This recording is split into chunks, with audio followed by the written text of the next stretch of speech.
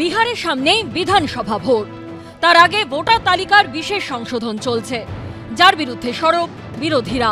তাদের অভিযোগ, বিজেপি ও নির্বাচন কমিশন ষড়যন্ত্র করে বিরোধীদের ভোটারের নাম তালিকা থেকে বাদ দিয়ে বিজেপির জয় নিশ্চিত করতে চাইছে।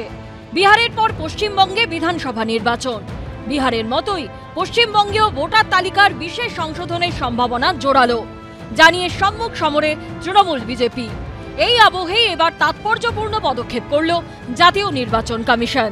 রাজ্যের মুখ্য নির্বাচনী আধিকারিকের দপ্তরকে স্বাধীনতা চেয়ে রাজ্য সরকারকে চিঠি পাঠালো জাতীয় নির্বাচন কমিশন।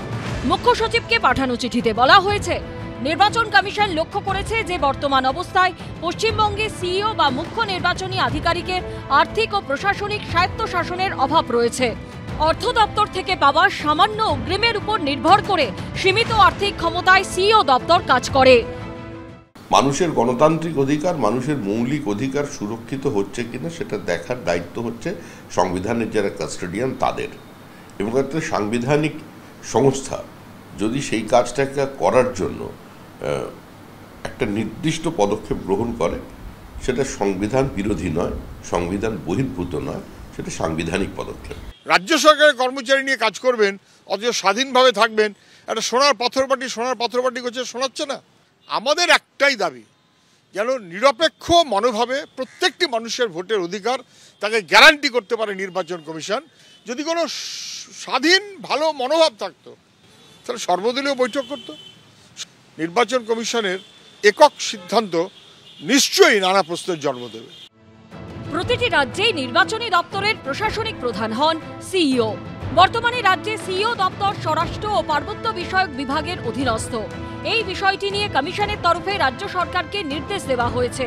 চিঠিতে বলা হয়েছে, অন্য যে কোনো দপ্তর থেকে আলাদা করে একেবারে পৃথক নির্বাচনী দপ্তর তৈরি করতে হবে। সেই দপ্তরের নির্দিষ্ট বাজেট থাকবে, সিইওর প্রশাসনিক স্বায়ত্তশাসন থাকবে এবং তিনি নিরপেক্ষভাবে ভোট পরিচালনার জন্য পূর্ণ আর্থিক সহায়তা পাবেন। বিভিন্ন দপ্তরের অতিরিক্ত মুখ্য সচিব, সেক্রেটারি কিংবা প্রিন্সিপাল সেক্রেটারির সমতুল্য উপযুক্ত আর্থিক ক্ষমতা মুখ্য নির্বাচনী আধিকারিককে দিতে হবে। নির্বাচনী দপ্তরে একজন আর্থিক উপদেষ্টাকে নিযুক্ত করা প্রয়োজন, যিনি সিইওকে সাহায্য করবেন। এছাড়াও সিইও দপ্তরে 4টি শূন্যপদ পূরণেরও আর্জি জানানো হয়েছে চিঠিতে।